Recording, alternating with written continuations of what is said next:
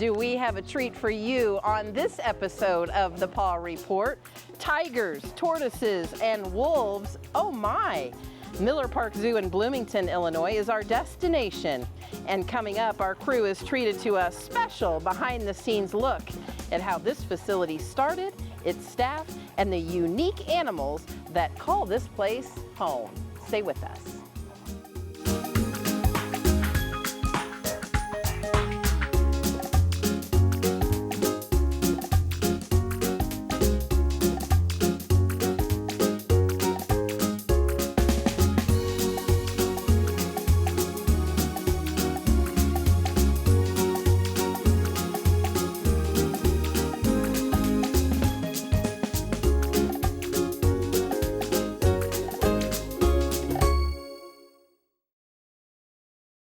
The Castle in Mattoon, Illinois, a gaming bar serving the Mattoon area since 1929. Full bar, draft beer, allocated bourbons, rotating daily specials, APA pool leagues, darts, and more. Monthly craft cocktail nights, open mic nights, and karaoke weekly. The Castle's lineup of concerts and events are on their Facebook.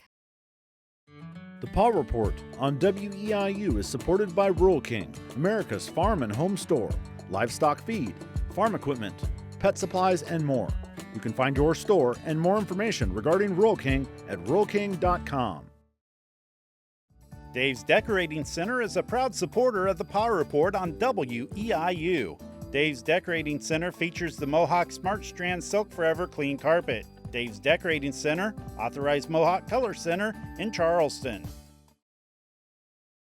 Well, we couldn't bring the zoo to the studio, so the Paw Report crew decided to take a road trip and visit the zoo ourselves, and that's exactly where we are. We're in Bloomington, Illinois at Miller Park Zoo, and the crew here has so graciously invited the Paw Report crew, and director Jay Pratte is joining us to tell us all about the zoo. Now, the neat thing about this episode is we're not just going to end with one episode. We're going to do 2 episodes here at the zoo.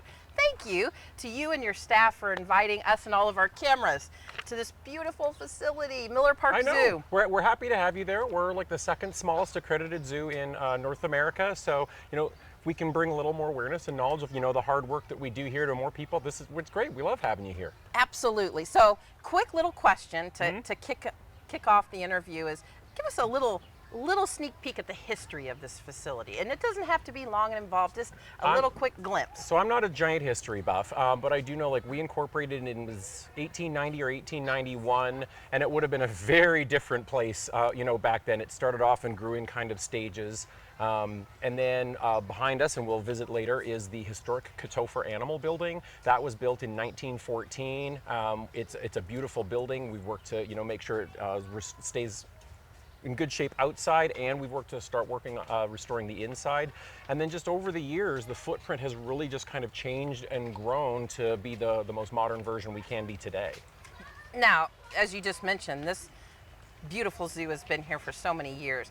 Take us kind of through the history of all the wonderful animals that have graced this property and families have gotten to see, and then maybe some of those that are here today.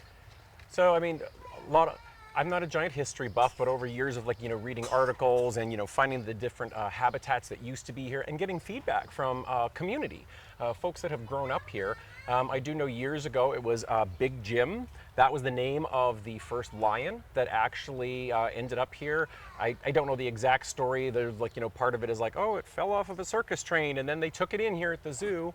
There have been reindeer here, actually out in the lagoon over there. There used to be a monkey island for a while that was basically a floating raft that, wow, bobbed and lived out there with, some different primates on it.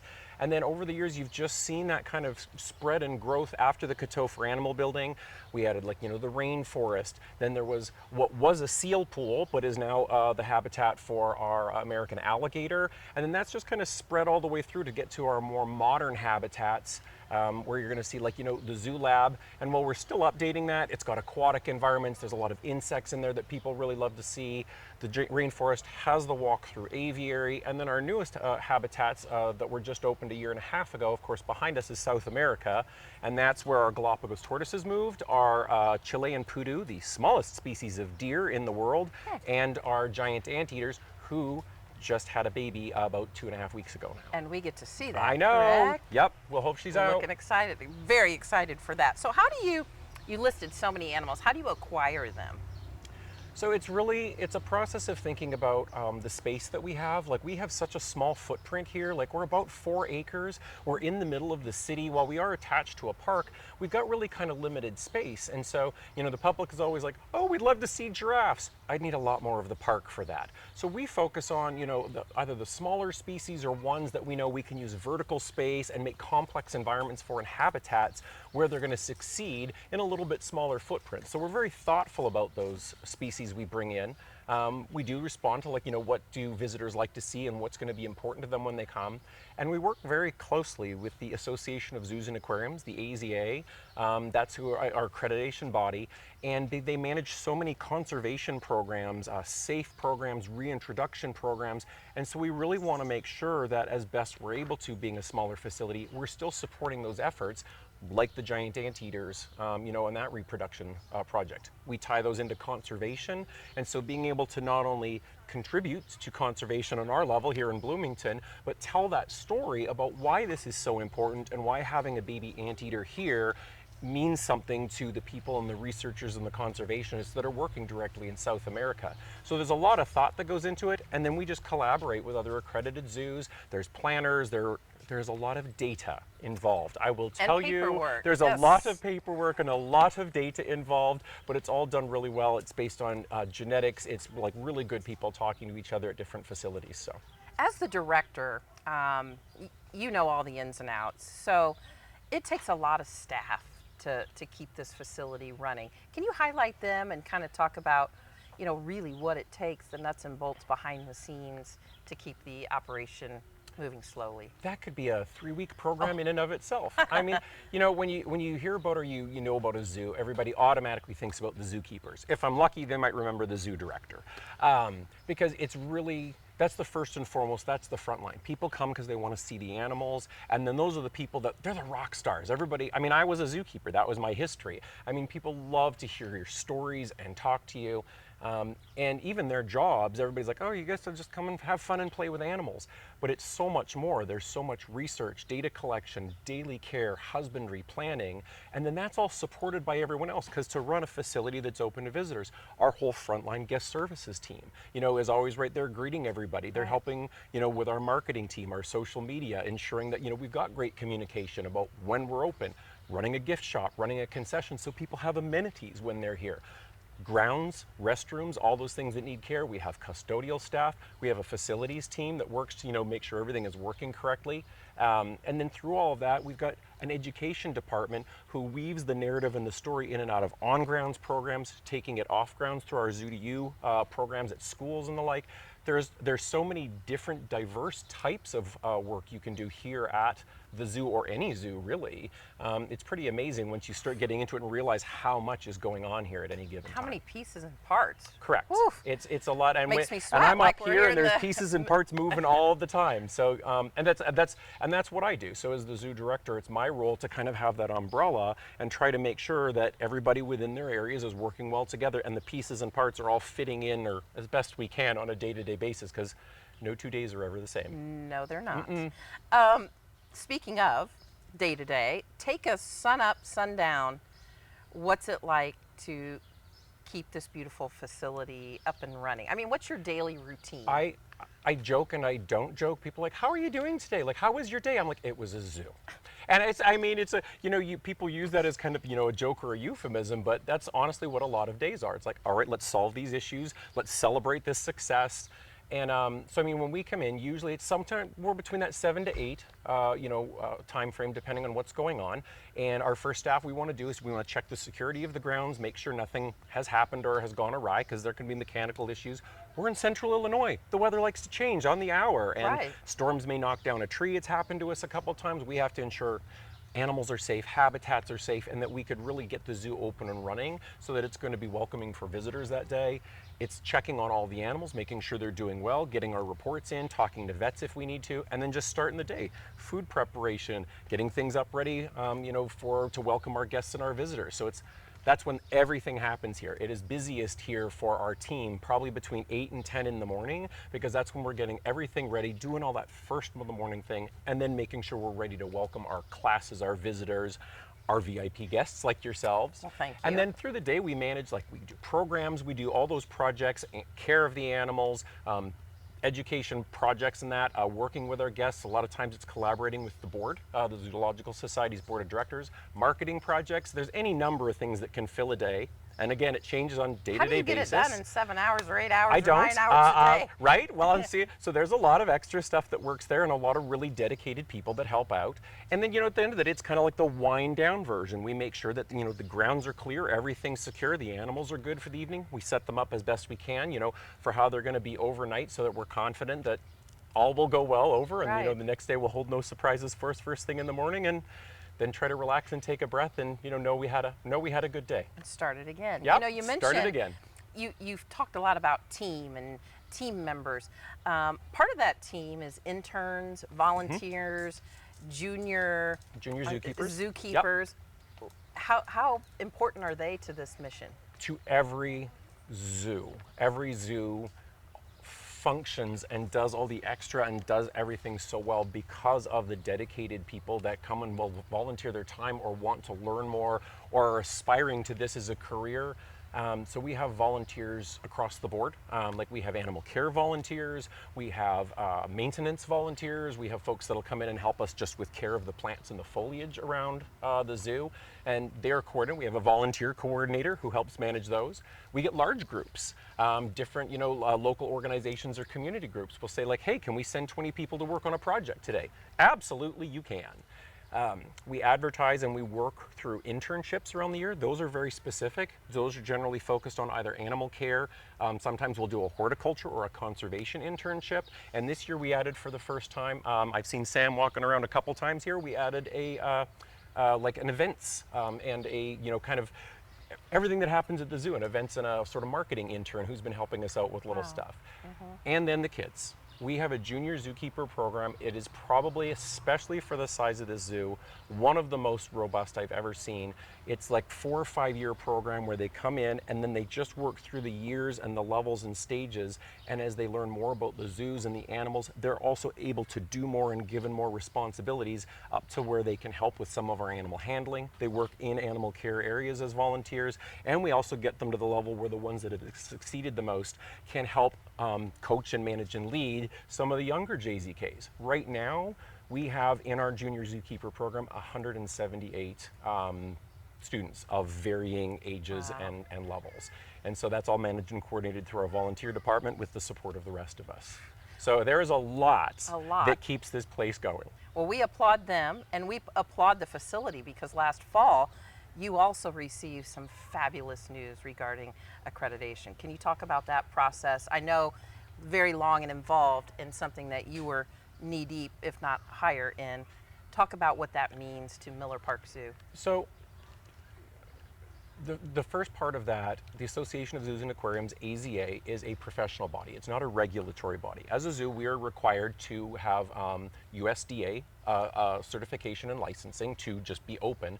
But AZA having an accreditation, it's a peer-reviewed and it's a professional set of guidelines and standards that say they're science-based, they're practice-based, that say, you know what, you're doing a good job. Whether you're the biggest zoo in the country or one of the smallest in the country, you are meeting and you're doing the best you can to hold these standards.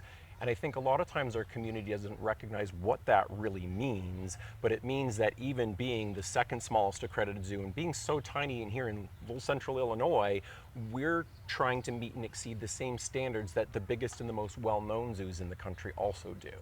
And so it's a mark of distinction that's really important. And when I first started here, it's been almost 3 years now, I had to jump right in the process. The accreditation cycle is 5 years, and then they come in and they do inspections. You have to send in all your materials. It is significant. I had to submit within the first 3 months hundreds of pages of materials and application materials that I had to craft and create and research to submit. We actually, through the process, the first year, the zoo needed a lot of help. We had deferred maintenance. I had just taken over. There were some staff kind of morale issues. We were working on a whole bunch of things in rebuilding, and we actually received what was called provisional accreditation, which there was like, you know what, you can keep your accreditation, but we're going to give you one more year to fix this list of things. And with the help of the city, the Zoological Society, the Ewing Foundation, and just the community in general, we were able to tackle every one of those items. We have one that's like we're still in the process of fixing. It's some internal, like it's an area where we have some holding space for the animals. We need to upgrade here in the Katofer building. That's in process now. And when we went back last fall in Calgary, an hour and a half from where I grew up. I'm a Canadian, born and raised in southern Alberta. And we received the great news. The head of the Park and Rec Department and I were there to hear that they were granting us full accreditation again. And so that was really exciting to be able to go from almost losing it in 2 years to being granted full accreditation back. And that's, you know, having the vision and the understanding of the process, but it's making sure that everybody, city right down to every volunteer in JZK, was invested and on board, and that's how we pulled it off. Wow. I mean, amazing. Amazing for you and the facility. Thank you.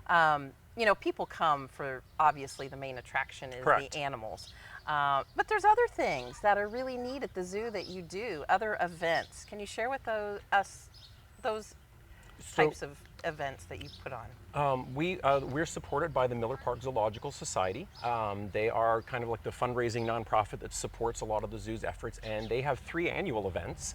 And in the spring, we always have the Stampede, which is a fun run that goes through the park and then through the zoo. There's an adult one and there's one for kids, and that's one of their primary fundraisers. It's a lot of fun. They get runners that'll come from all over. It's still actually a certified and a timed race, so that works out really well. June, we hold Brews at the Zoo, which is arguably our biggest. We fill the zoo, and there's breweries and local foodieries that all come in and have stands and stalls all over, and then we open it up and we have 800 to 1,000 people that come, and they spend a few hours on a hopefully not too hot and, you know, rough evening and that, but they have a great time here, just sampling and all the local wares, you know, and the funds from that again come right back to the society and to the projects that we're developing. So that's a great one. Every summer, everyone looks forward to it. It sells out pretty much every year.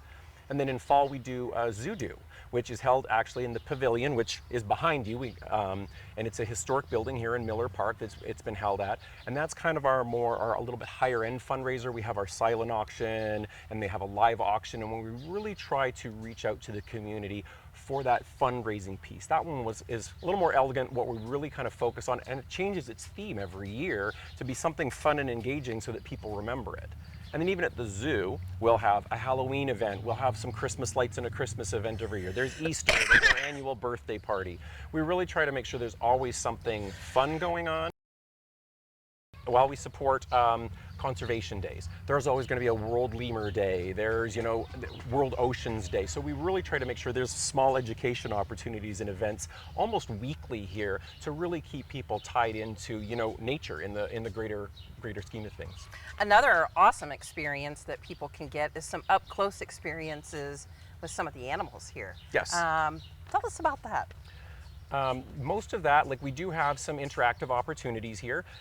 We've got some goats that, you know, everybody loves the goats. So they can go and feed the goats, depending on what day the goats are having. They might be willing to entertain letting people, you know, touch them or contact them. We offer a couple of experiences, and we're looking to expand those. We actually offer Galapagos tortoise feedings that guests can, if they want to invest in that for a fun time. And we've just started recently the giant anteater feedings. And that's been, like, you know, in the last year, those are on hold currently while there's a baby, and we're making sure everything's good there. But we have a very wide range of ambassador animals here, and those are part of our education collection, our programs. On any day, you'll see, you know, Henry the cockatoo going for a walk with one of his favorite caregivers, and just meeting people. And people can get up close, ask questions about them, meet them, and really learn more about them in a way. And with some of our reptiles and mammals, they might be able to contact them and really have that connection and experience. And that's really a testament to our education team and programs and the zookeepers that work so hard to care for those animals and tell those stories. You mentioned earlier in the interview about an animal hospital that's actually on site. Tell our viewers about that and the care that goes into taking care of the animals. So we actually contract out for our veterinary services now, but here on site we do have a veterinary hospital. It has an examination room, we have an x-ray room. It actually has a lot of equipment. We've been investing in a lot more of the newer stuff. This year we got some dental radiography equipment and machinery, which helped us when we were doing Rojo, our older Sumatran tiger. We were doing his dental exam earlier.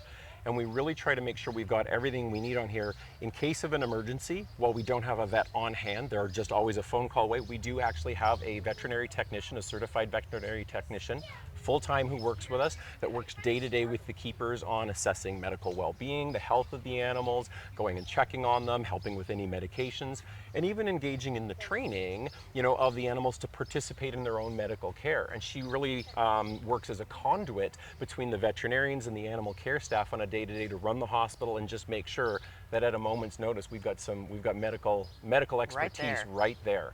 And it's really been a huge benefit, especially being such a small zoo without its own dedicated veterinarian. Right now we have access to an expert team from the University of Illinois, and we have somebody on staff that's fully trained and certified. So lots of stuff. I mean, right? The wheels are constantly turning. It is. It never stops. It never stops. Well, Never speaking stops. of that, is the zoo open year-round?